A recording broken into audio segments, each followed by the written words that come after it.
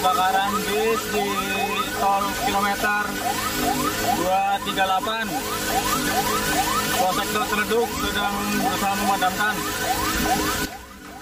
Sebuah bus antar kota antar provinsi Akas Aurora jurusan Jakarta Jember terbakar di ruas tol Kanci Pejagan, kilometer 236 di perbatasan Kabupaten Brebes dan Kabupaten Cirebon Senin malam. Api padam setelah petugas pemadam kebakaran datang ke lokasi dengan mengerahkan 4 unit damkar. Diketahui bus berpenumpang 7 orang ini sempat mengalami kerusakan di saluran BBM. Kerusakan telah diperbaiki dan bus melaju normal. Namun naas, api muncul di sisi kanan bus saat melaju di lokasi kejadian diduga akibat korsleting listrik. Menurut keterangan sopir tadi, bahwasanya dari Jakarta itu memang kendala pipa solar. Tapi udah diganti pipa solar baru, dicek aman dan lanjutkan perjalanan lagi. Isi BBM di KM 164 di Majalengka juga masih aman.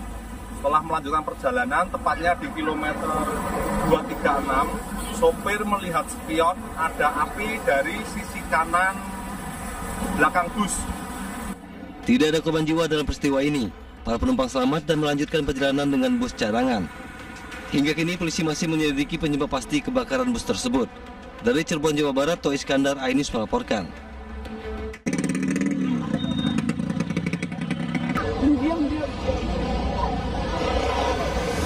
Merasa tertipu, ratusan pencari kerja mendatangi sebuah rumah milik pelaku di kawasan Pauh, Kota Padang.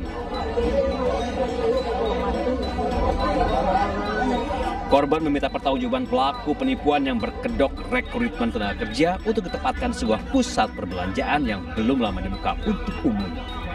Namun sampai di lokasi, rumah dalam keadaan kosong.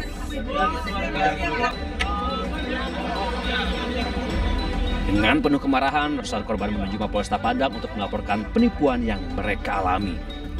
Selain mengaku sebagai panitia penerimaan pegawai, para pelaku juga menjanjikan posisi strategis seperti security, bagian gudang, administrasi, hingga manajer dengan syarat korban harus membayar uang sesuai posisi yang dipilih. Awalnya tuh dapat dari teman, Bang. Tadi diiming-imingin dapat kerja, terus diterima. Habis itu dijanjiin langsung kerja, Bang. Awal pertama tuh dibayar, sistem itu orang dalam lah. Ya. Habis itu kan ada sistem bayar nih, Bang. Bayar itu beragam-agam, Bang. Tergantung posisi masing-masing lah. Untuk kerugian dari korban bervariasi dari 300.000 sampai dengan 3 juta, tergantung dari bagian dan posisinya. Diduga total korban mencapai lebih dari 500 orang.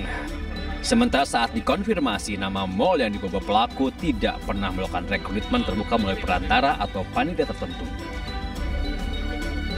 Dari Padang, Sumatera Barat, Budi Sunandar, iNews melaporkan.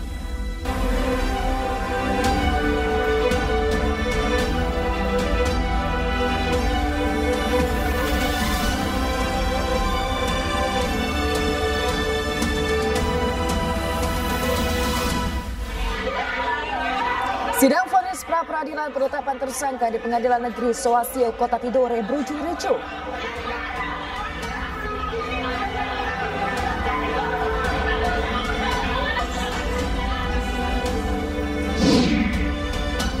Presiden Prabowo Subianto akan mempertimbangkan aspirasi warga dan sejarah dalam penyelesaian polemik 4 pulau Aceh dan Sumatera Utara. Menteri Kebudayaan Fadlizon dan TGPF beradu data dan fakta terkait tragedi kekerasan seksual massal tahun 1998.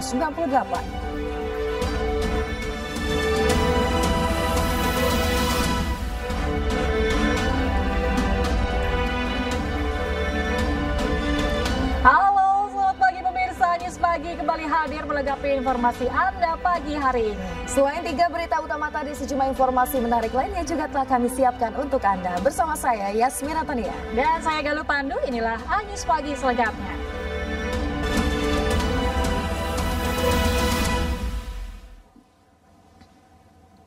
Kita awali informasi News Pagi hari ini pemirsa. Sebuah gas LPG 3 kg meledak di Bandung, Jawa Barat. Akibatnya 4 orang kritis dan 2 bangunan milik warga hancur.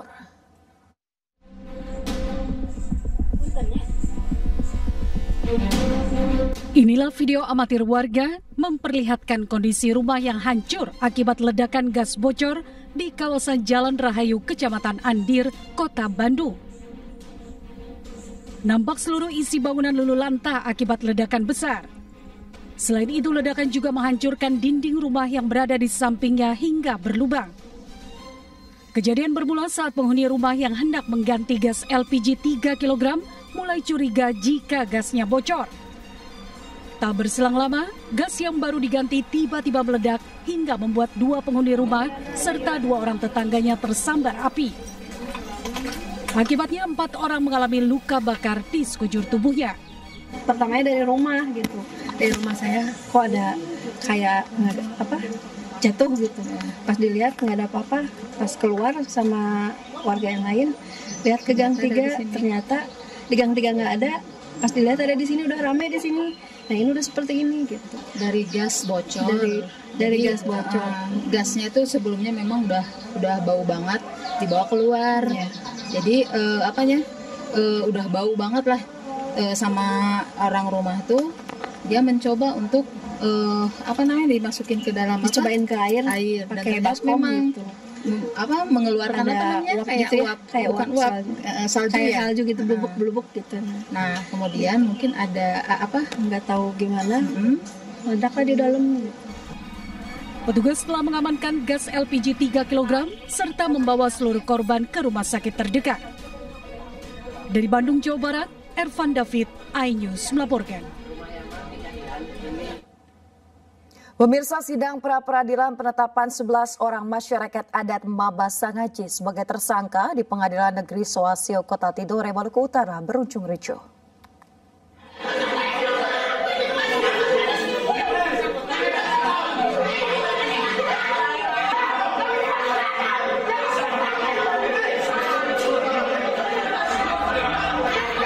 Sidang pra-peradilan 11 tersangka masyarakat adat Mabasangaji, Halmahera Timur, yang digelar di Pengadilan Negeri Soasio, Kota Tidore, Kepulauan Maluku Utara berlangsung ricuh.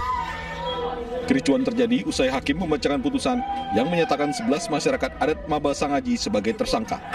Masyarakat dengan penerapan fasilitas negara ini perlu dipertanyakan. Mana yang bersuara tentang kebetulan? Gua ditangkap, gua dijadikan tersangka. Keluarga korban yang mengikuti sidang tidak terima dengan putusan hakim hingga berujung ricuh dan sejumlah keluarga dari 11 tersangka histeris hingga pingsan. Keputusan tadi itu udah keluar hasil kecewa lah, kecewa pada hal ini karena sesuai dengan pengadilan punya putusan itu, soal keluarga sama sedih. Pihak kepolisian yang mengawal jalannya sidang berupaya menenangkan keluarga para tersangka yang terus mengamuk di depan pintu pengadilan. Selama kami masih bisa mengontrol mereka, kami anggap itu hal yang biasa. Dalam satu kegiatan unjuk rasa, hal-hal begitu adalah hal yang biasa. Sidang pra-peradilan bentuk upaya dari keluarga masyarakat adat terhadap 11 orang yang dijadikan tersangka oleh Polda Maluku Utara atas beberapa tuduhan kriminal terhadap aktivitas perusahaan tambang nikel PT Posion Kabupaten Halmahera Timur. Dari Ternate, Maluku Utara, Ismail Sangaji, iNews melaporkan. Pemirsa, oknum prajurit TNI Angkatan Laut kelas 1 Jumran yang membunuh seorang wartawati divonis hukuman penjara seumur hidup oleh Pengadilan Militer Banjarmasin, Kalimantan Selatan. Jumran juga dipecat dari Kesatuan TNI AL.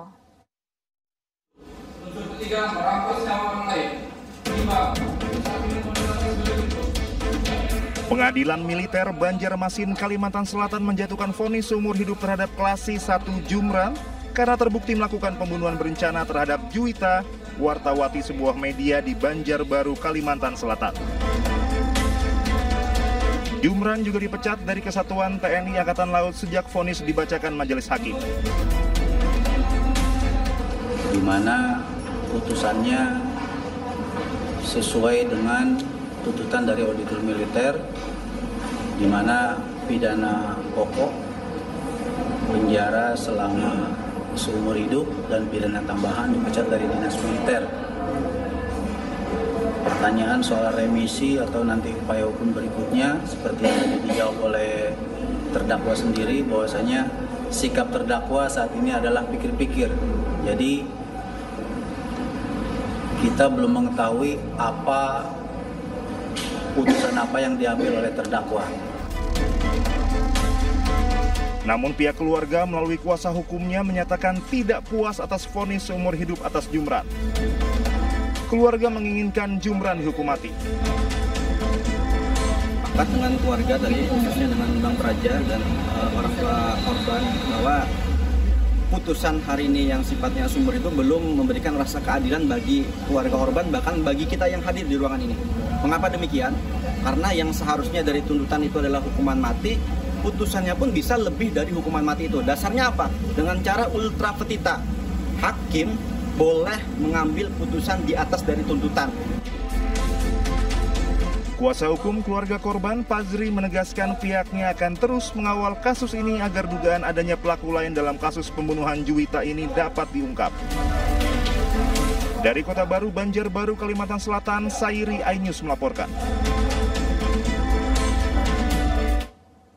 Pemirsa, Kementerian Dalam Negeri evaluasi status 4 pulau yang menjadi rebutan antara Provinsi Aceh dan Sumatera Utara.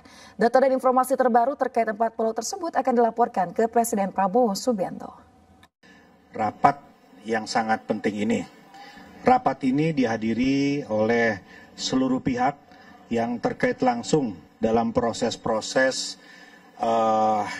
penentuan batas wilayah, penamaan kode, dan kegiatan yang terkait dengan identifikasi rupa bumi secara nasional.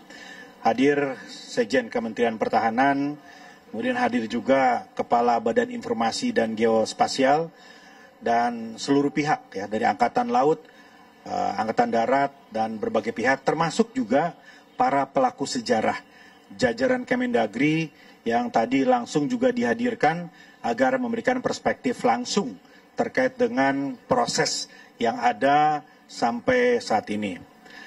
Yang pertama, perlu kami luruskan mengenai opini yang selama ini beredar di pemberitaan dan di publik, bahwa ada hal-hal yang sifatnya terlalu spekulatif terkait dengan keputusan Menteri Dalam Negeri yang mengait kepada status 4 pulau tadi.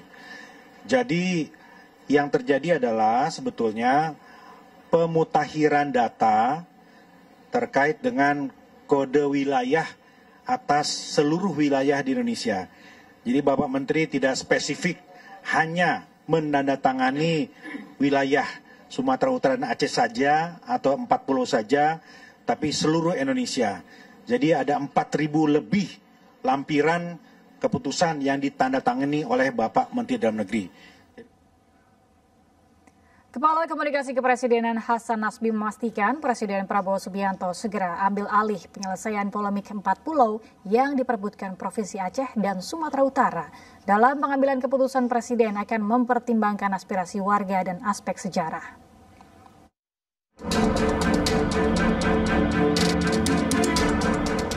Presiden Prabowo Subianto akan menangani langsung sengketa kepemilikan pulau antara Provinsi Aceh dengan Sumatera Utara.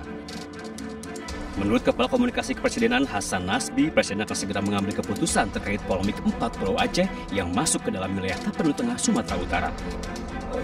Kira-kira ada aspirasi-aspirasi yang berbeda antara beberapa dua daerah di dalam negara kesatuan Republik Indonesia tentang pulau-pulau tertentu.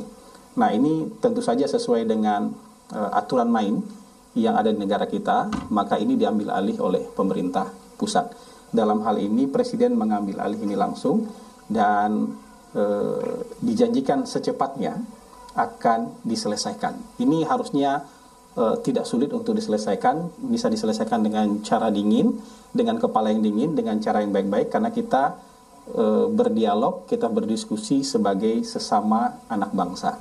Jadi tentu Presiden akan segera mengambil keputusan secepatnya, dan dengan mempertimbangkan aspirasi-aspirasi maupun proses historis, proses administrasi yang sudah dijalankan selama ini.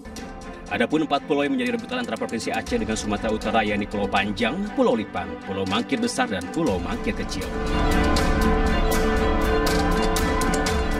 Gubernur Aceh Muzakir Manaf menyebut akan tetap mempertahankan keempat pulau. Ia mengklaim memiliki bukti kuat bahwa keempat pulau masuk dalam kewenangan daerahnya. Kewajiban kita, wajib kita buat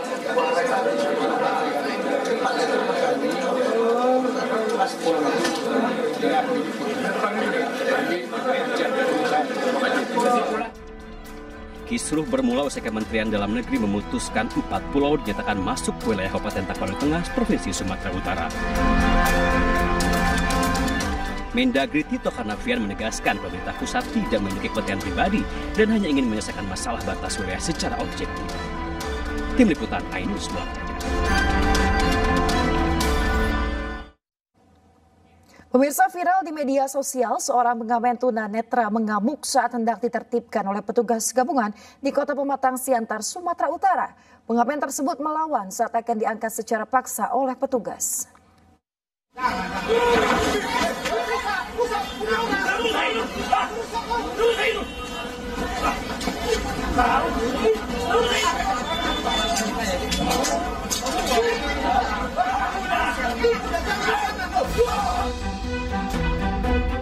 Video penertiban pengemis tunanetra oleh petugas gabungan dari Dinas Sosial, Satpol PP, dan Polres Pematang Siantar ini viral di media sosial.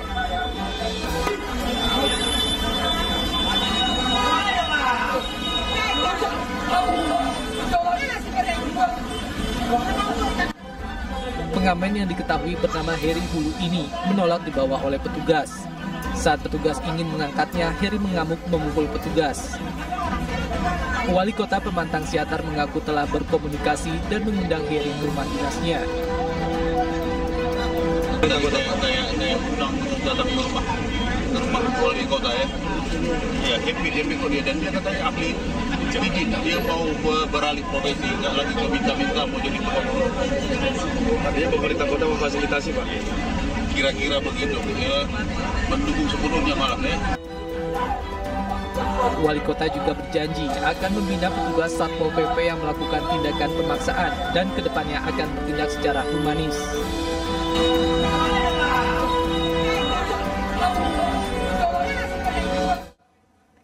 Kepergok pencuri motor yang terparkir di depan rumah seorang pria bertato mengancam korban dengan senjata tajam. Naas, tindakan ini malah memicu kemarahan warga hingga berujung pada aksi main hakim sendiri.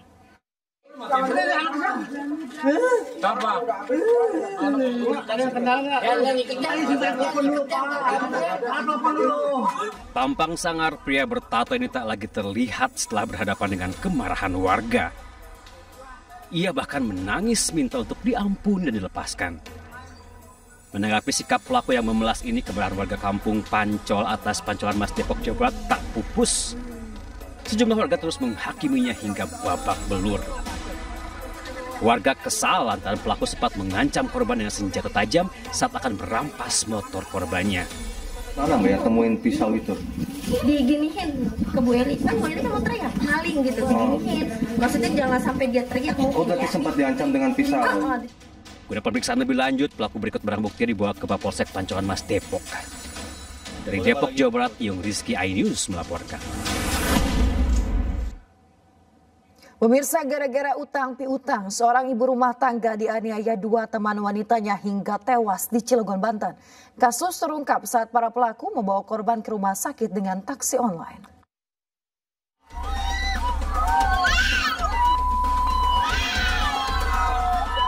Penangkapan pelaku pembunuhan di Kampung Simpang 3, Kota Cilegon sempat memancing emosi warga sekitar yang berusaha menyerang karena telah membunuh teman arisannya. Warga berusaha menerobos penjagaan polisi yang sedang mengamankan lokasi. Pelaku dibawa ke kantor polisi untuk menjalani pemeriksaan. Kasus ini terungkap setelah korban tewas dan diantarkan taksi online ke rumah sakit karena diperintah kedua pelaku. Para pelaku beralasan korban sedang sakit. Para pelaku telah berutang pada korban dan meminjam uang lagi. Enggak ada, ini teman ini baru, belum sampai 1 bulan diperkenalan sama ini. Nah, dia minjam uang sama istri dikasih, ini juga mau pinjam lagi terakhir. Pertama pinjam berapa? Ya kita nggak jelas karena nggak tahu saya istri sama kita ya. Nah pas itu dia pinjam uang, sama istri udah disiapkan uangnya.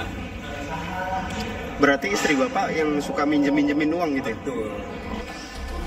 Diduga para pelaku tersinggung dengan ucapan korban sehingga melakukan penganiayaan.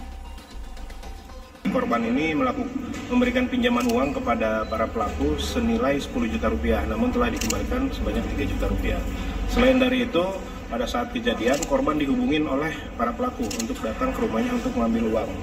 Ternyata sampai di sana ada cekcok mulut yang menurut keterangan dari para pelaku sempat melakukan pengejekan kepada pelaku sehingga pelaku sakit hati dan melakukan penyekapan sampailah korban kehilangan nyawa.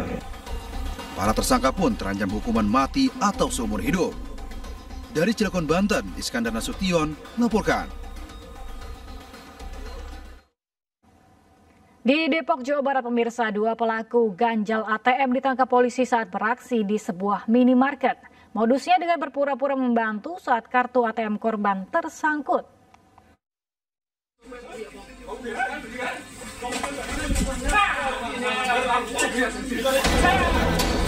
Dua pelaku ganjal ATM tertangkap tangan saat melakukan aksi ganjal ATM di sebuah minimarket di Depok, Jawa Barat.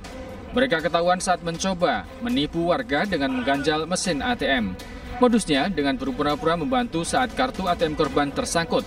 Namun secara diam-diam pelaku menukar kartu ATM korban dan menanyakan nomor PIN-nya. Hasil penyelidikan polisi, salah seorang pelaku diketahui merupakan residivis atas kasus yang sama. Mereka kerap beraksi di sejumlah daerah seperti Bekasi, Bandung, Serang, dan Cilegon. Ketika ada warga yang hendak mengambil uang melalui ATM tadi yang sudah terganjal itu, sehingga tidak bisa masuk karena sudah diganjal dengan lidi yang memang sudah dipersiapkan oleh pelaku. Akibat perbuatannya, pelaku dikenakan pasal 363 Junto 53 tentang percobaan pencurian dengan pemberatan dengan ancaman hukuman 7 tahun penjara. Dari Depok, Jawa Barat, Yung Rizky, iNews melaporkan. Pemirsa, diduga melakukan pelecehan seksual terhadap anak di bawah umur, seorang karyawan minimarket di Tangerang, Banten diamankan warga. Pelaku nyaris diamuk warga saat diamankan.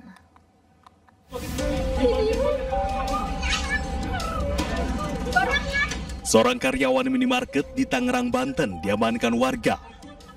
Diduga pelaku telah melakukan pelecehan seksual terhadap seorang anak laki-laki di dalam kamar mandi minimarket. Pelaku nyaris diamuk warga saat diamankan warga setempat. Peristiwa terjadi saat korban hendak membayar ke kasir. Pelaku mengimingi korban dengan isi ulang voucher game gratis dan mengajak korban ke kamar mandi minimarket dan melakukan aksi tidak terpuji tersebut kepada korban. Aksi bejat pelaku diketahui orang tua korban setelah korban kembali ke rumahnya karena korban berjalan tidak seperti biasanya dan saat diperiksa terdapat cairan sperma di lubang anus korban. Usai mengetahui hal tersebut, orang tua korban serta warga sekitar langsung mendatangi minimarket dan menahan pelaku.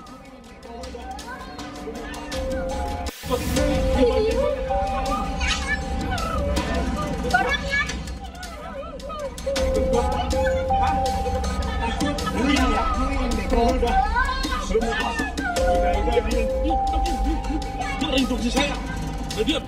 Ini beresin nggak? Kalau ada keputusan saya nggak mau.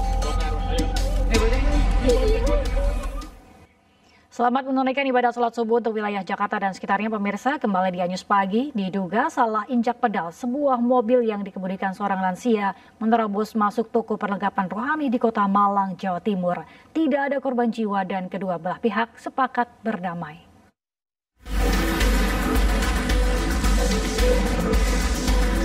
Terekam pada kamera pengawas dalam toko Dioses Perlengkapan Rohani, Jalan Agung Suprapto, Kota Malang, Jawa Timur.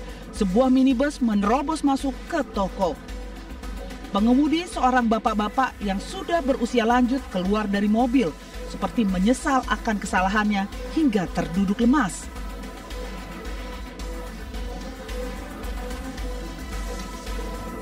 Pengelola toko meyakini tidak ada faktor kesengajaan, tapi murni kondisi pengemudi yang sudah lanjut usia dan salah menginjak gas saat akan memutar balik. Pengemudi dan keluarga pun siap bertanggung jawab untuk ganti rugi. Kita butuh waktu untuk mendata total kerugian yang kami alami dari kejadian kemarin. Namun dari pihak keluarga bertanggung jawab untuk menanggung kerugian yang terjadi. Jadi sekali lagi memang bukan ada unsur kesengajaan, tetapi memang murni karena ya faktor kondisi fisik dari yang bersangkutan. Ketika putar balik itu mau minjak rem peluru gas. Jadi minjak rem peluru gas, memang kondisi usia yang lanjut. Akhirnya sampai masuk ke toko toko di depannya. Cuman ini masing-masing dia masih bermediasi, bermusyawarah untuk ganti rugi. Kasus kecelakaan ini pun sudah dimediasi oleh Unit Penegakan Hukum Polresta Malang Kota. Para pihak sudah bersepakat untuk berdamai dan menyesali kasus kecelakaan ini terjadi dengan cara kekeluargaan. Pemirsa, 2 anggota geng motor sadis ditangkap tim Resmo Polda Sulawesi Selatan. Dalam menjalankan aksinya, pelaku kerap menyerang korban dengan senjata tajam hingga melempar korban dengan batu.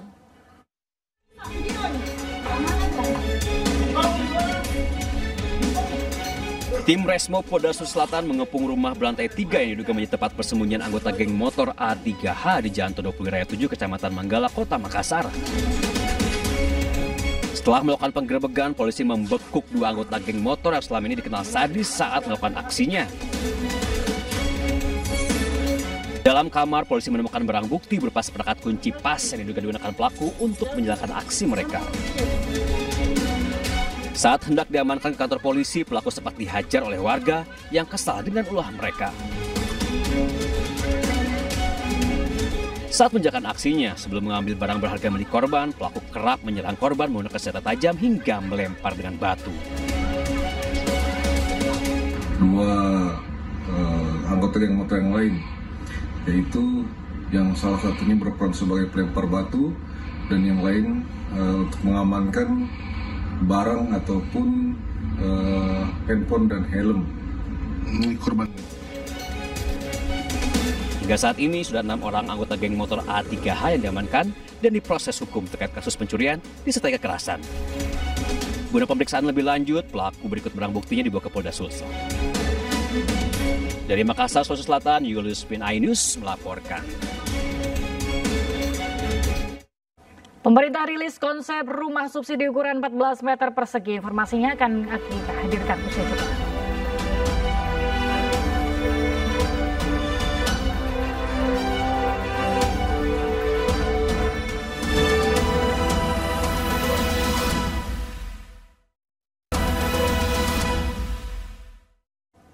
Anda kembali di Anyus Pagi, pemirsa. Presiden Republik Indonesia Prabowo Subianto memulai rangkaian kunjungan kenegaraannya di Singapura dengan menghadiri upacara penyambutan kenegaraan di Parliament House pada Senin pagi. Kedatangan Presiden Prabowo disambut langsung Presiden Singapura Tharman Shanmugaratnam.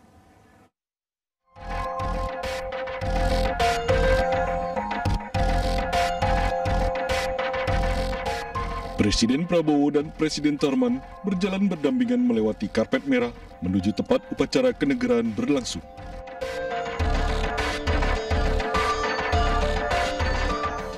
Setelah upacara penyambutan, Presiden Prabowo menandatangani buku tamu sebagai simbol penghormatan dan persahabatan antar kedua negara.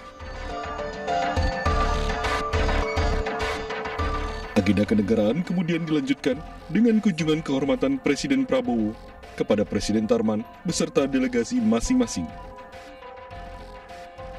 Pembicaraan-pembicaraan terkait hubungan bilateral kedua negara dan kerjasama dengan Singapura, antara Indonesia dan Singapura, itu akan kita dalami dan kita diskusikan dalam bentuk-bentuk yang lebih tangible dan konkret. Presiden Tharman menyampaikan apresiasi atas kehadiran Presiden Prabowo dalam kunjungan kenegaraan perdananya ke Singapura. Ia juga mengenang hubungan baik Indonesia dengan Singapura yang telah terjalin sejak lama.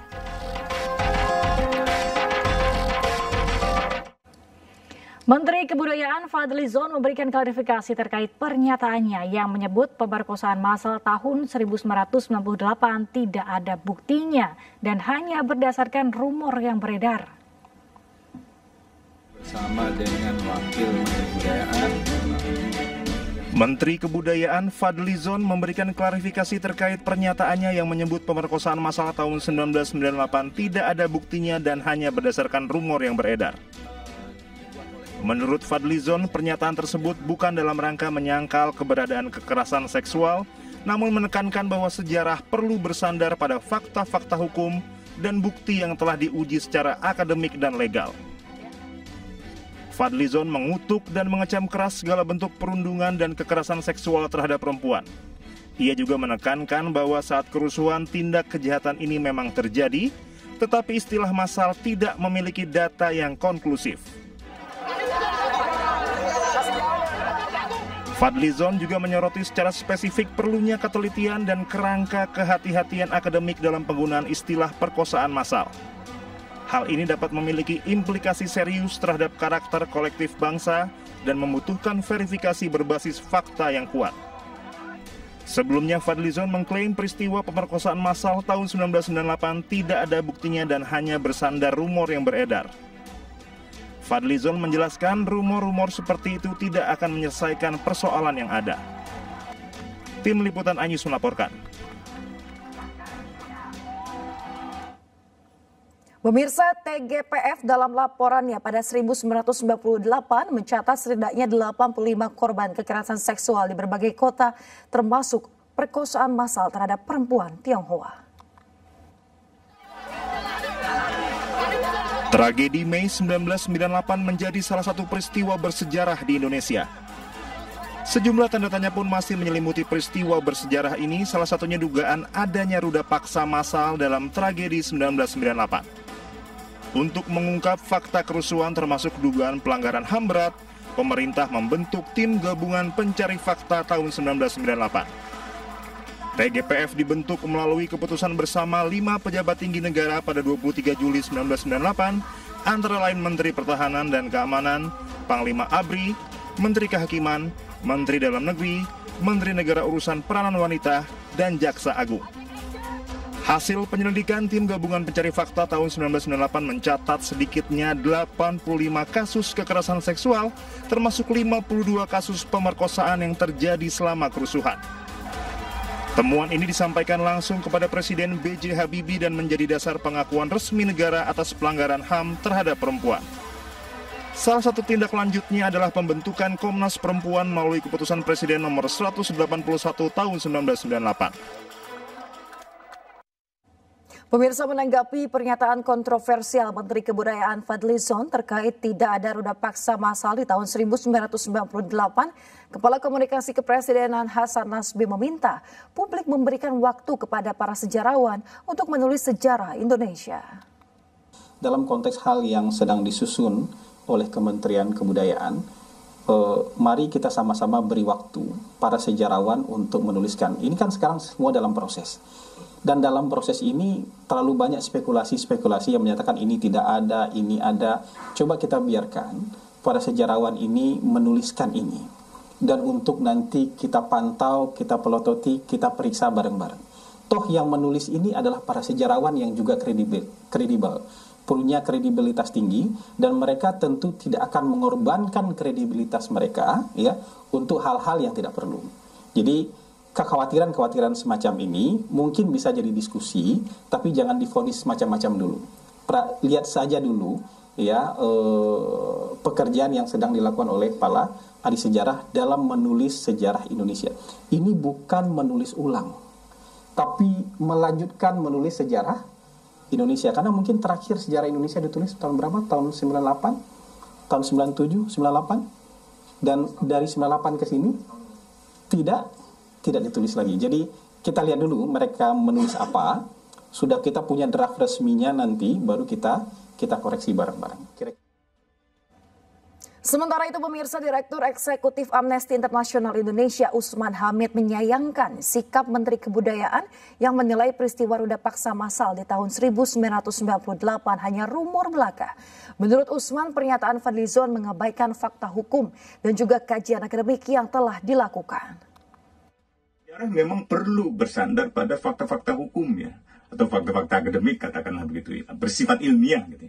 Tapi justru anggapan bahwa perkosaan massal itu adalah rumor tidak mencerminkan keilmiahannya, tidak mencerminkan bahwa itu memiliki fakta-fakta hukum dan akademik gitu. Saya setuju bahwa terminologi perkosaan massal memang harus dikelola dengan baik dan bijak atau dengan empatik lah gitu. Tapi justru dengan prinsip kebijaksanaan dan sikap empatik itu seharusnya Menteri Kebudayaan tidak mengeluarkan istilah rumor sebagai sikapnya yang meragukan. Kita beralih ke informasi lain pemirsa, Presiden ke-7 RI Joko Widodo menanggapi santai ahli digital forensik Rismon Sianipar yang mendatangi rumah dosennya Kasmujo. Jokowi mempersilahkan Rismon untuk mengecek lokasi kuliah kerja nyata di Boyolali, Jawa Tengah.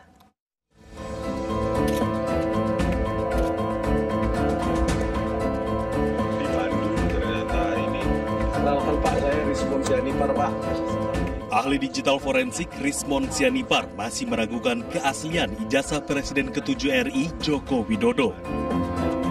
Rismon Sianipar nekat mendatangi rumah Kasmujo di Pogung Kidul, Kabupaten Sleman, Yogyakarta untuk mengkonfirmasi apakah benar Kasmujo adalah dosen pembimbing skripsi dan akademik Jokowi meski hal tersebut melanggar aturan. Dalam video, Kasmujo pun menyebut bahwa dirinya bukanlah dosen pembimbing skripsi dan akademik Joko Widodo. Bapak saat itu berarti bukan pembimbing skripsi? Jelas, bukan. Bukan pembimbing akademik?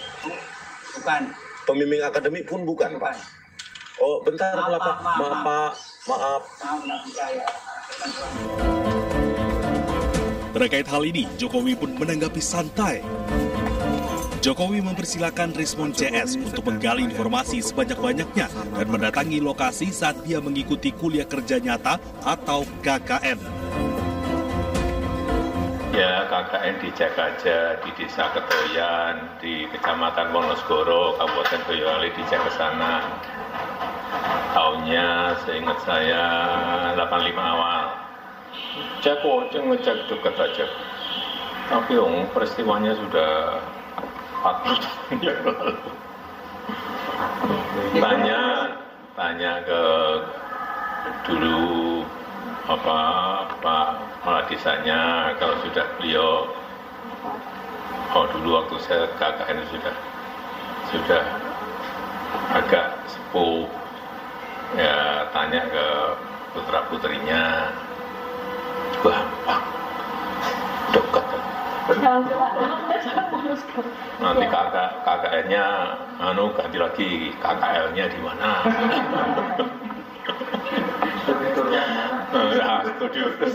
Studiturnya ada di mana? Kuliah kerja lapangan di mana? Ampun. Sebelumnya Jokowi juga telah mengunjungi rumah Kasmujo pada bulan Mei lalu. Kala itu Jokowi datang menawarkan bantuan tim hukum kepada Kasmujo atas gugatan yang dilayangkan perihal tudingan ijazah palsu.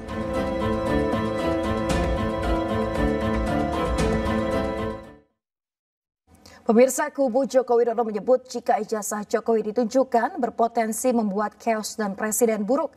Sementara pakar telematika sekaligus terlapor Roy Suryo menyebut chaos hanya terjadi bila ijazah tersebut palsu.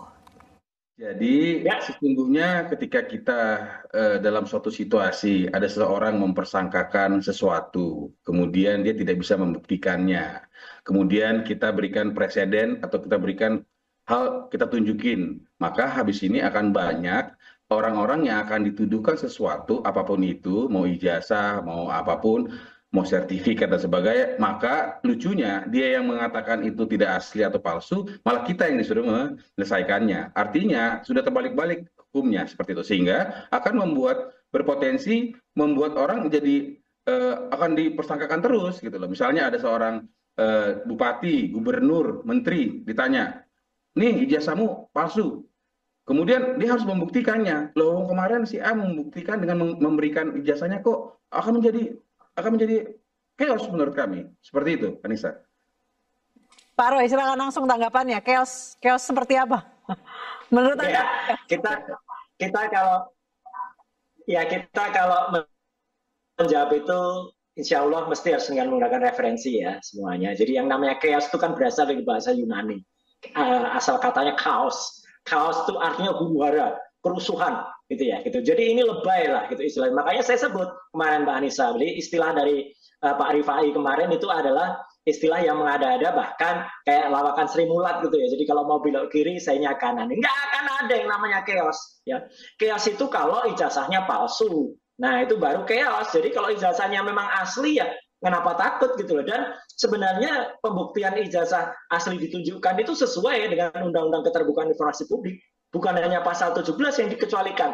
Tapi jangan lupa harus komprehensif baca pasal itu. Ada pasal 18. Ayat 2, ya kebetulan saya ikut nyusun undang-undang itu kan, gitu. Jadi pasal 18 ayat 2 itu semua pengecualian di pasal 17 itu tidak berlaku untuk pejabat publik. Jadi clear banget di sini gitu loh. Jokowi dulu adalah pejabat publik, jadi clear. Jadi tapi sekali lagi kalau kembali ke soal chaos, Mbak Anissa, itu makanya saya kemarin nulis bahwa ini logikanya kayak pakai logika Sri Mulat saja gitu. Mau lucu aja deh. Jadi nggak apa-apa deh. Kita anggap ini lucu-lucuan aja gitu ya. Jadi istilah chaos bisa biar diterjemahkan oleh masyarakat. Pemirsa, konsep rumah subsidi yang tengah dirancang pemerintah akhirnya dirilis. Rumah bersubsidi ini hadir dengan ukuran 14 meter persegi dan juga 23,4 meter persegi. Dalam rumah contoh ini berisi ruang tamu yang menyatu dengan area dapur dan juga area cuci.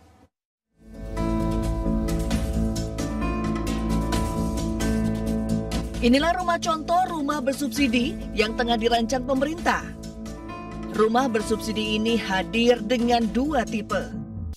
Yang pertama tipe 1 kamar tidur dengan luas bangunan 14 meter persegi dan luas tanah 25 meter persegi.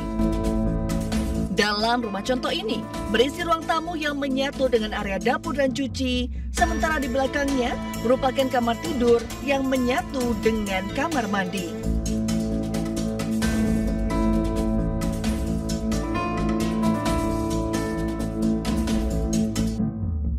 Sementara tipe kedua dengan 2 kamar tidur dengan luas bangunan 23,4 meter persegi dan luas tanah 26,3 meter persegi. Tipe kedua ini berisi ruang tamu dan juga kamar tidur dan kamar mandi, sementara 1 kamar tidur lain berada di bagian mezanin. Rumah bersubsidi yang dipamerkan di salah satu pusat perbelanjaan di kawasan Semanggi ini pun menuai sejumlah tanggapan dari para pengunjung. Apa ya? Kayak sempit ya. Tuh, ini kita dua aja sudah bisa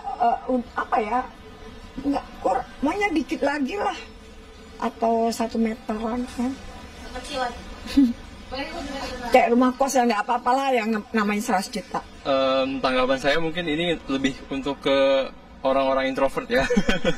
Karena nggak bisa terima tetangga nih. Karena iya benar nggak bisa terima tamu. Karena ini untuk dari segi kebutuhan sih mungkin pasutri baru itu bisa untuk menempati di rumah subsidi yang baru ini ya. Sebenarnya memang bagus ya pemerintah itu melakukan aksi inisiatif untuk membangun rumah subsidi ya bagi yang kurang mampu. Tetapi ketika aku masuk ke dalam kok kayaknya masih ada banyak hal yang perlu dipertimbangkan lagi ya, apalagi dari ukurannya dan juga segi kenyamanannya. Tergolong rumah kayaknya masih belum ya. Maksudnya kalau aku masuk ke situ kok kayak di rumah boneka ya. Maaf ya, tapi itu terlalu mini. Maksudnya kalau punya satu keluarga 2 anak kayaknya nggak mungkin sih. Rencananya rumah subsidi super mini ini akan dibangun di area Jabodetabek dengan harga mulai 100 juta rupiah tergantung lokasi. Dari Jakarta, Adisti Arifa, Sadu Santo, Yudi Richard, iNews melaporkan.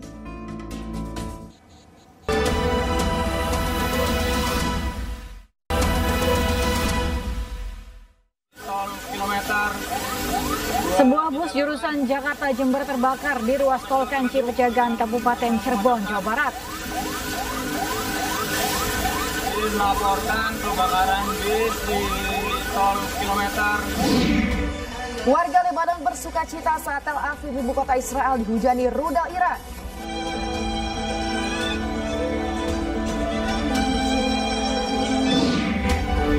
Artis Zaskia Mecca jadi tahanan hotel saat berusaha membawa bantuan menembus Gaza, Palestina.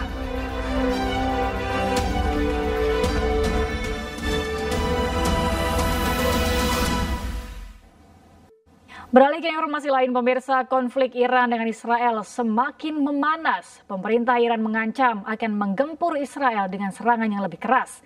Iran menyebut dunia akan segera melihat jatuhnya arogansi Israel.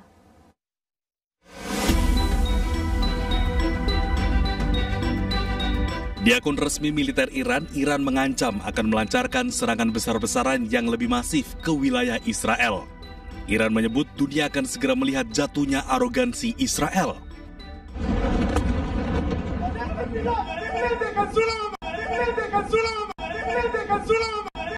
Serangan Iran ke dua wilayah Israel, yakni Tel Aviv dan Yerusalem, terus berlangsung sejak Jumat dini hari. Ratusan drone dan rudal menghancurkan sejumlah objek vital di Israel. Pemerintah Israel meminta warganya mencari perlindungan. و همکنون بانک کاملی از اطلاعات تمامی اماکن و نقاط حیاتی حساس و مهم شما را در اختیار داریم. تأکید می‌نماییم نگذارید رژیم جنایتکار از شما به عنوان سپر انسانی استفاده نماید. از سکونت و تردد در نزدیکی اماکن یاد شده خودداری کنید و بدانید حضور در پناهگاه‌های زیر زمین برای شما امنیت ایجاد نخواهد کرد.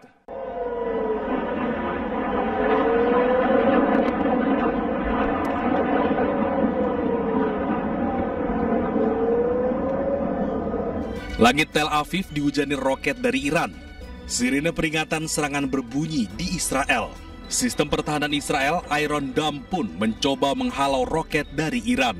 Hingga kini belum bisa dipastikan kerusakan yang ditimbulkan akibat serangan ini.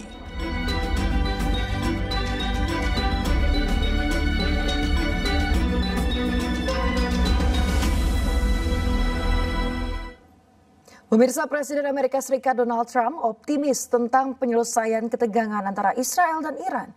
Ia yakin akan ada kesepakatan untuk meredakan konflik antar dua negara tersebut. Well, I hope there's going to be a deal. I think it's time for a deal and we'll see what happens, but sometimes they have to fight it out, but we're going to see what happens. I think there's a good chance there'll be a deal. Presiden Prabowo Subianto melalui kantor komunikasi kepresidenan mengecam aksi saling serang Iran-Israel melalui kepala PCO Hasan Rasmi. Presiden menyerukan 3 hal, salah satunya adalah gencatan senjata. Pertama, pemerintah kita mengecam segala bentuk agresi, penyerangan terhadap negara lain. Yang kedua, Presiden Prabowo selalu mendorong terciptanya deeskalasi konflik atau sesegera mungkin melaksanakan gencatan senjata. Yang ketiga, pemerintah melalui Presiden Prabowo itu selalu menyerukan penyelesaian konflik melalui jalur diplomasi dan hukum internasional. Jadi dimanapun terjadi konflik, dimanapun terjadi agresi militer, dimanapun terjadi invasi, maka pemerintah kita secara konsisten menyerukan 3.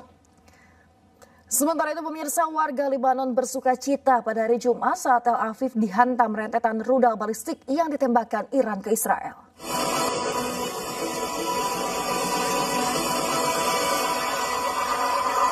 Di tengah ketegangan geopolitik yang meningkat antara Iran dan Israel, sebuah video viral di media sosial.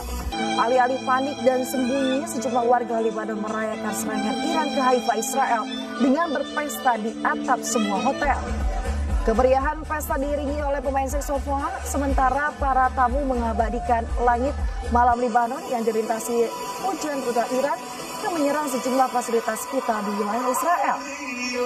Lebanon yang berbatasan langsung dengan Israel memiliki kelompok bersenjata Hizbullah yang pro-Iran.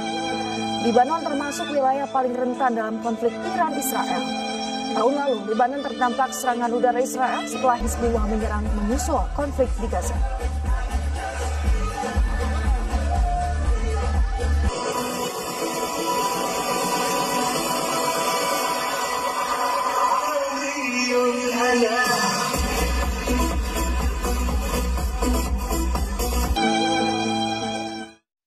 Setidaknya 1 orang tewas sementara 26 lainnya terluka dalam serangan terbaru Iran di Haifa dan Tel Aviv pada Senin.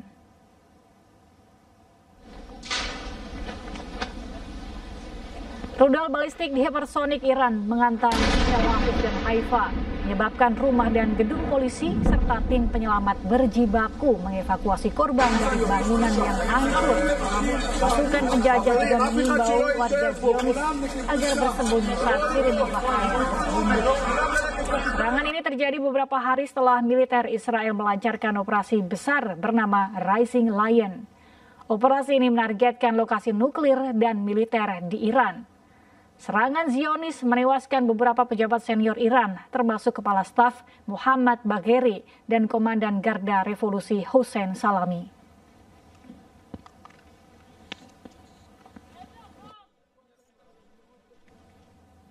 Pemirsa, rudal Israel menghantam kantor pusat televisi pemerintah Iran di Teheran selama siaran langsung pada hari Senin.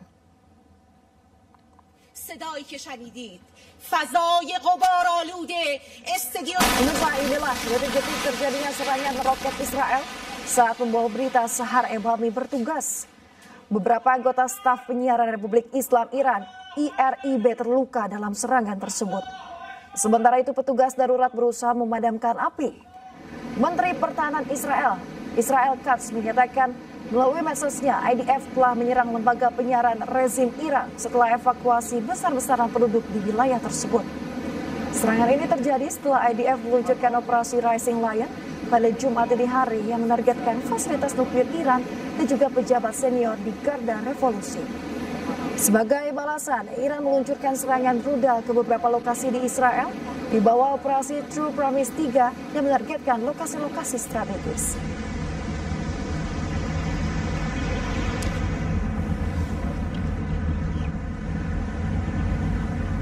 Sementara itu pemirsa, pihak berwenang Iran mengecam serangan pesawat tak berawak mematikan oleh Israel yang menghantam rumah sakit Farabi di Kermanshah.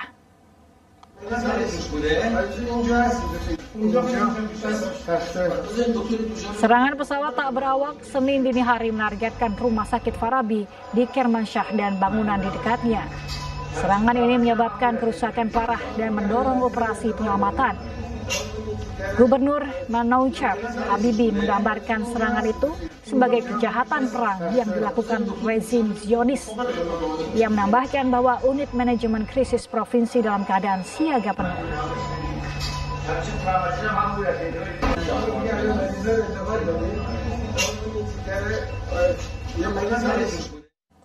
Pemirsa, serangan udara Zionis ke Iran mengalami kegagalan hingga berbalik arah menghantam wilayah Israel.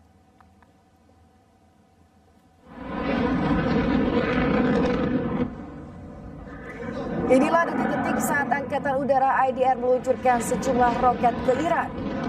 Namun ada satu roket yang berbalik arah dan menghantam peluncurnya sendiri. Insiden ini terjadi saat serangan rudal hipersonik Iran menyerang sejumlah titik di Israel. Teheran mengklaim telah meluncurkan taktik baru sehingga mampu membingungkan sistem pertahanan Israel.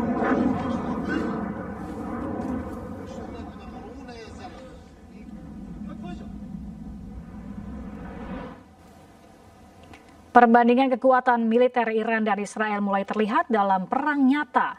Lalu, siapakah yang paling kuat di antara keduanya?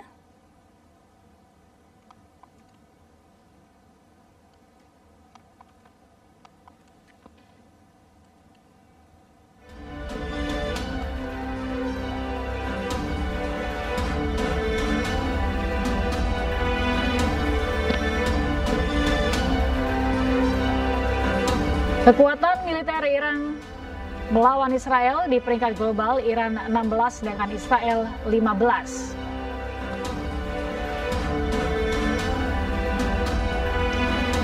Sementara itu jika kita melihat personel militer aktif Iran ada 610.000, sementara personel militer aktif di Israel ada 170.000.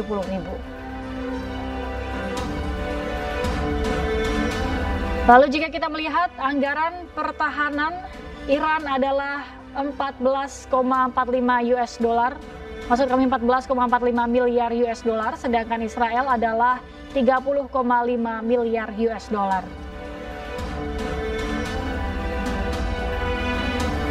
Sedangkan kita melihat total pesawat yang dimiliki oleh Iran adalah sebanyak 551 dan Israel 611.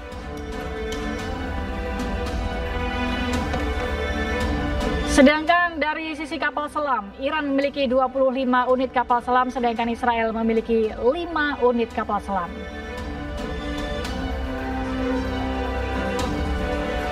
Dari sisi tank tempur, yang dimiliki oleh Iran adalah sebanyak 1.996 unit, sementara Israel memiliki 1.300 unit.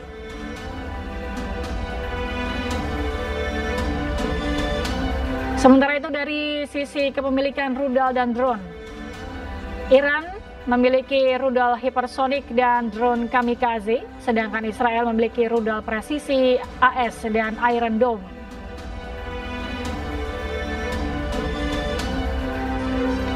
Jika kalian melihat senjata nuklir sebagai salah satu senjata pembunuh, Iran tidak ada data resmi, sedangkan Israel mengklaim memiliki 90 hulu ledak nuklir.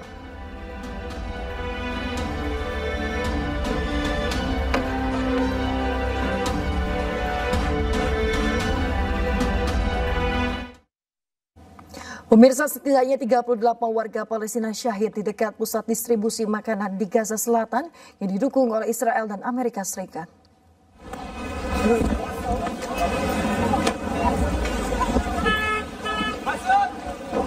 Pemirsa, jumlah korban tewas tersebut merupakan yang paling banyak dalam penembakan yang terjadi hampir setiap hari di Gaza. 38 orang syahid saat ribuan warga Palestina bergerak melalui wilayah yang dikuasai militer Israel untuk mencapai pusat makanan yang dikelola oleh kontraktor swasta Amerika Serikat. Dua saksi mata mengatakan pasukan Israel melepaskan tembakan pada Senin dini hari dalam upaya melancarkan genosida.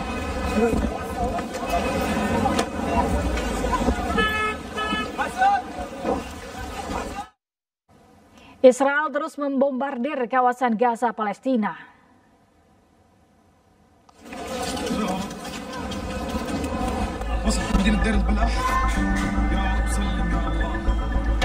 Inilah detik-detik saat roket Zionis menghantam sejumlah rumah di Deir al-Balah, Gaza.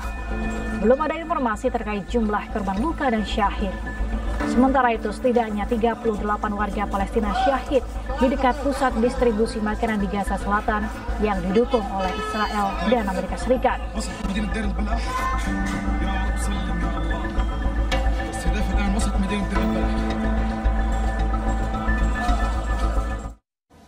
Pemirsa, seorang pemuda pria Palestina menggendong ayahnya yang meninggal dunia dengan sepedanya di Gaza.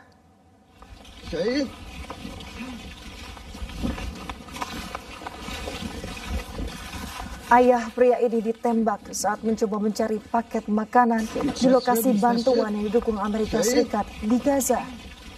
Pasukan Israel yang didukung oleh geng bersenjata telah menewaskan lebih dari 220 orang di lokasi distribusi bantuan di Rafah dan juga koridor Netzarim sejak dibuka.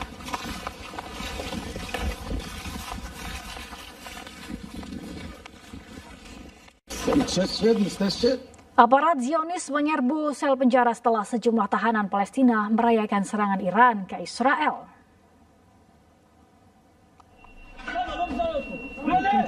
Selama serangkaian serangan Iran, suara-suara perayaan terdengar dari para narapidana kriminal yang merupakan penduduk wilayah Palestina di sebuah penjara Israel Tengah. Para tahanan diserbu petugas penjara lalu diikat dan dianiaya. Tidak hanya itu, para tahanan juga dibawa ke hadapan pengadilan, kemudian didisiplinkan.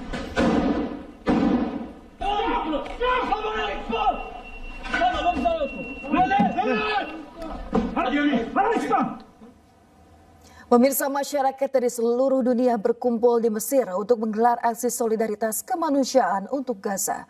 Puluhan ribu relawan dari 80 negara bersatu mengawal bantuan kemanusiaan untuk menembus blokade Israel ke jalur Gaza.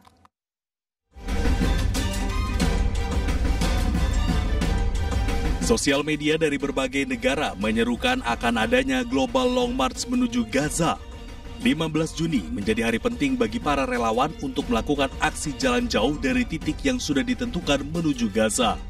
Indonesia menjadi salah satu negara yang mengirimkan relawan ke Kairo, Mesir untuk bergabung dengan aksi ini. Tak sedikit relawan yang tertangkap dideportasi ke negara asalnya. Namun, hal ini tak menyurutkan para relawan mengawal dan menyuarakan aksi solidaritas kemanusiaan untuk rakyat Palestina. Tantangan yang mereka hadapi adalah perbatasan ditutup, zona militer yang ketat, dan resiko intersepsi serta pelarangan masuk ke Gaza. Tujuan aksi ini adalah blokade Gaza dihentikan, bantuan kemanusiaan dibuka, serta dunia tidak diam terhadap genosida.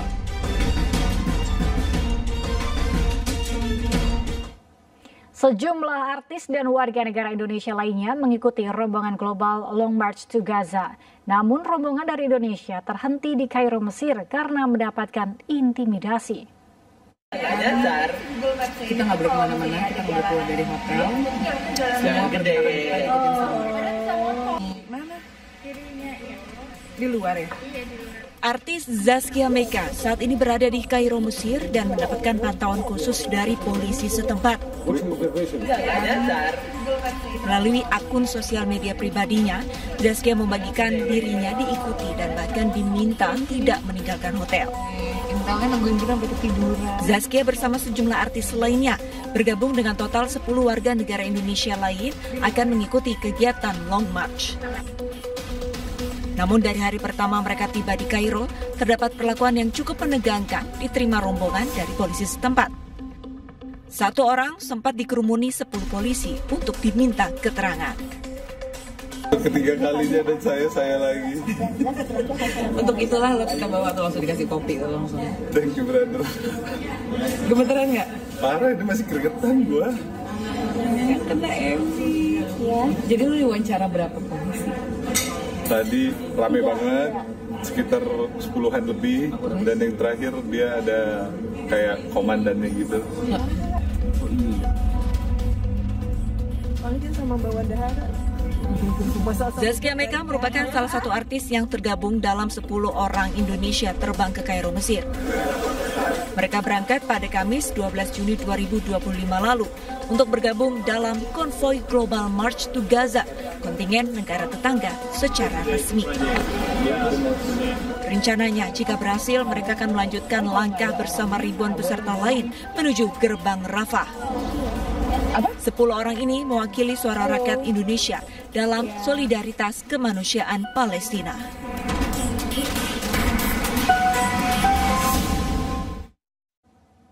Kita beralih ke informasi lain pemirsa, balon udara yang mengangkut wisatawan asal Indonesia jatuh dan mendarat keras di Turki bagian tengah. Dalam insiden ini, pilot balon udara tewas dan sedikitnya 12 WNI terluka.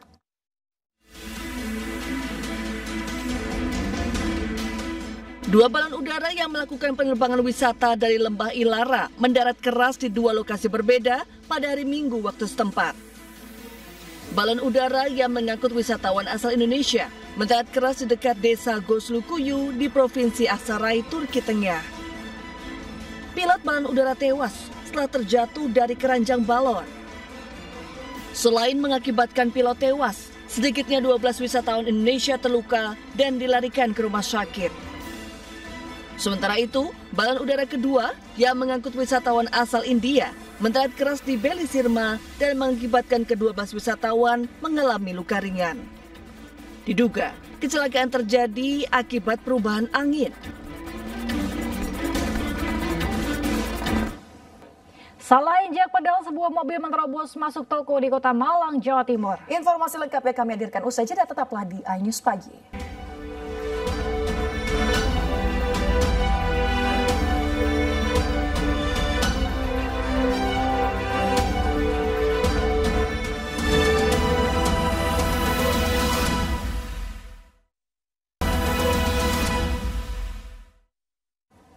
Ada kembali di iNews Pagi pemirsa, sebuah bus antar kota antar provinsi terbakar di ruas tol Kanci Pejagan kilometer 236 Kabupaten Cirebon, Jawa Barat. Kebakaran diduga akibat korsleting listrik pada bagian mesin.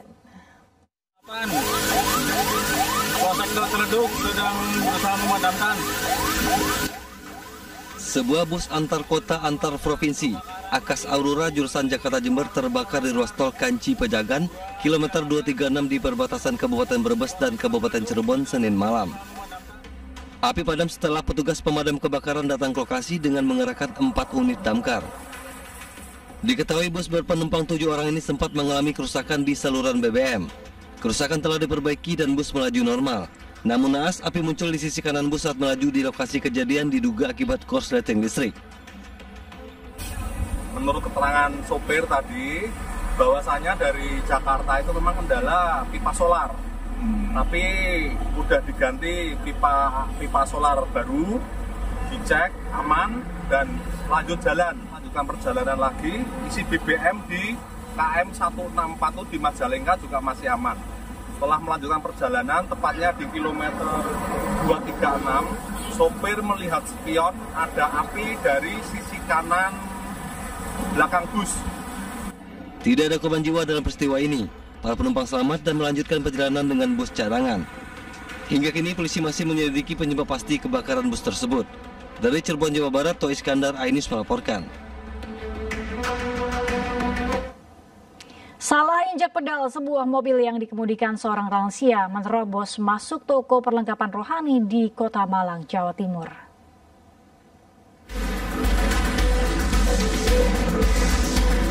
Terekam pada kamera pengawas dalam toko Dioses Perlengkapan Rohani, Jalan Agung Suprapto, Kota Malang, Jawa Timur.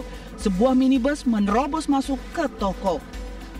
Pengemudi seorang bapak-bapak yang sudah berusia lanjut keluar dari mobil, seperti menyesal akan kesalahannya hingga terduduk lemas.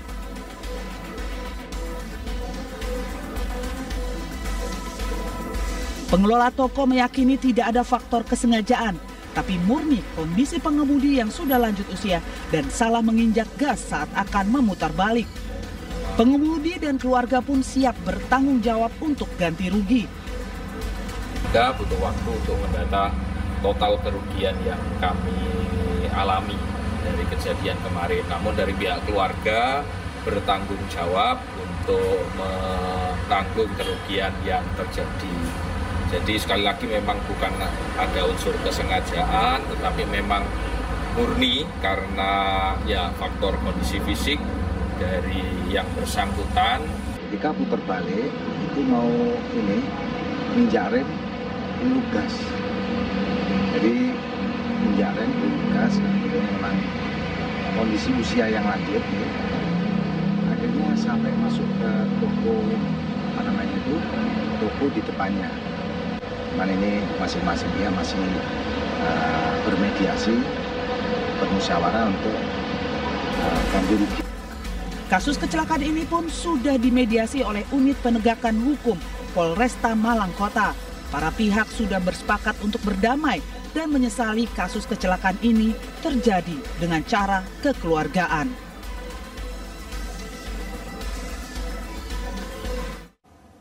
Pemirsa, sidang pra-peradilan penetapan 11 orang masyarakat adat Mabas Sangaji sebagai tersangka oleh Polda Maluku Utara yang digelar di Pengadilan Negeri Sohasil, Kota Tidore, Maluku Utara berujung ricuh.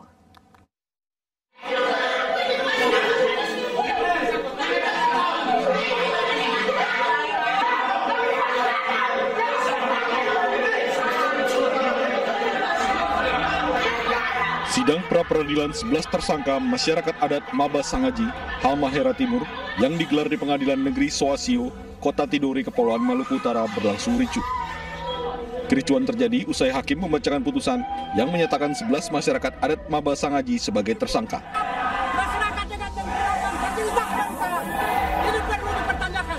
Mana yang bersuara tentang kebetan? Gak ditangkap, gak dijadikan tersangka. Keluarga korban yang mengikuti sidang tidak terima dengan putusan hakim hingga berujung ricuh dan sejumlah keluarga dari 11 tersangka histeris hingga pingsan. Keputusan tadi itu udah keluar masih kecewa lah, kecewa dalam hal ini karena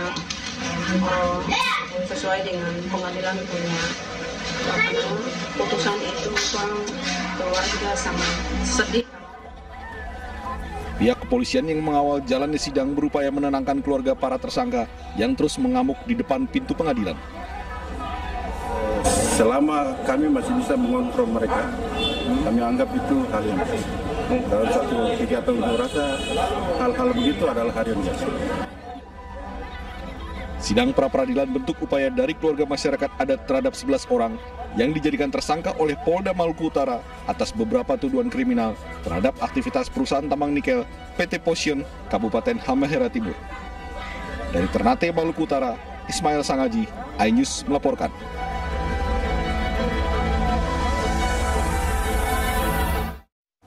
Gara-gara utang piutang, seorang ibu rumah tangga dianiaya dua teman wanitanya hingga tewas di Cilegon, Banten. Kasus terungkap saat para pelaku membawa korban ke rumah sakit dengan taksi online.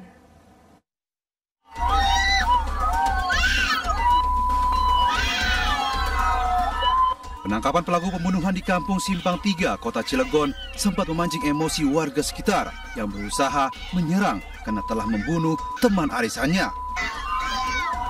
Warga berusaha menerobos penjagaan polisi yang sedang mengamankan lokasi. Pelaku dibawa ke kantor polisi untuk menjalani pemeriksaan. Kasus ini terungkap setelah korban tewas dan diantarkan taksi online ke rumah sakit karena diperintah kedua pelaku. Para pelaku beralasan korban sedang sakit. Para pelaku telah berutang pada korban dan meminjam uang lagi.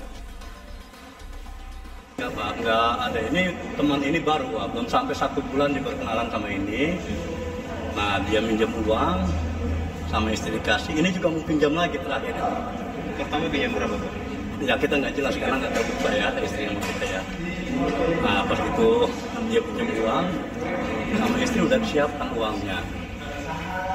Berarti istri bapak yang suka minjemin uang gitu? Betul. Diduga para pelaku tersinggung dengan ucapan korban sehingga melakukan penganiayaan. Korban ini memberikan pinjaman uang kepada para pelaku senilai 10 juta rupiah, namun telah dikembalikan sebanyak 3 juta rupiah.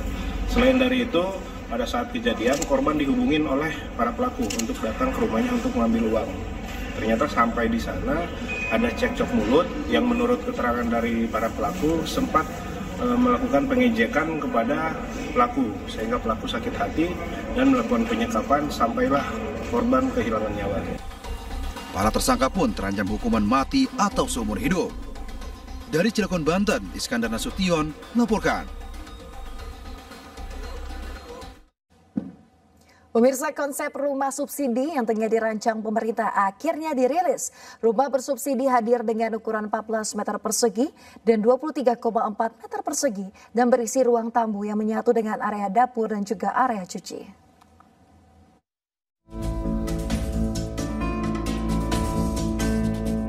Inilah rumah contoh rumah bersubsidi yang tengah dirancang pemerintah.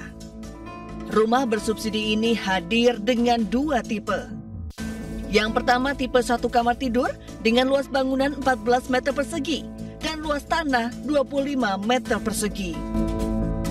Dalam rumah contoh ini berisi ruang tamu yang menyatu dengan area dapur dan cuci, sementara di belakangnya merupakan kamar tidur yang menyatu dengan kamar mandi.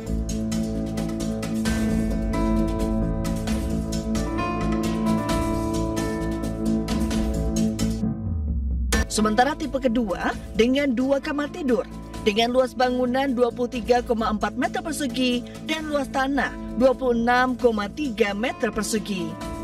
Tipe kedua ini berisi ruang tamu dan juga kamar tidur dan kamar mandi, sementara 1 kamar tidur lain berada di bagian mezanin. Rumah bersubsidi yang dipamerkan di salah satu pusat perbelanjaan di kawasan Semanggi ini pun menuai sejumlah tanggapan dari para pengunjung. Apa ya? Kayak sempit ya. Tuh, ini kita 2 aja sudah bisa apa ya? Enggak kurang, maunya dikit lagi lah. Atau 1 meteran kan. Kecilan. Kayak rumah kos ya nggak apa-apa lah yang namanya 100 juta. Tanggapan saya mungkin ini lebih untuk ke orang-orang introvert ya. Karena nggak bisa terima tetangga nih. Karena iya benar nggak bisa terima tamu. Karena ini untuk dari segi kebutuhan sih mungkin pasutri baru itu bisa untuk menempati di rumah subsidi yang baru ini ya. Sebenarnya memang bagus ya pemerintah itu melakukan aksi inisiatif untuk membangun rumah subsidi ya bagi yang kurang mampu. Tetapi ketika aku masuk ke dalam kok kayaknya masih ada banyak hal yang perlu dipertimbangkan lagi ya, apalagi dari ukurannya dan juga segi kenyamanannya. Tergolong rumah kayaknya masih belum ya. Maksudnya kalau aku masuk ke situ kok kayak di rumah boneka ya. Maaf ya, tapi itu terlalu mini. Maksudnya kalau punya satu keluarga 2 anak kayaknya nggak mungkin sih. Rencananya rumah subsidi super mini ini akan dibangun di area Jabodetabek dengan harga mulai 100 juta rupiah tergantung lokasi. Dari Jakarta, Adisti Arifa, Sadu Santo, Yudi Richard, iNews melaporkan. Temukan informasi-informasi terbaru lainnya di www.inews.id. Cuplikan tayangan berita iNews dapat Anda saksikan di kanal YouTube @officialinews. Mewakili kerabat kerja yang bertugas, saya Yasmin Natania. Dan saya Galuh Pandu pamit undur diri. Dan saat lagi pemirsa akan hadir program iNews Sport Pagi bersama Togi Sinaga. Terima kasih, selamat pagi dan sampai jumpa.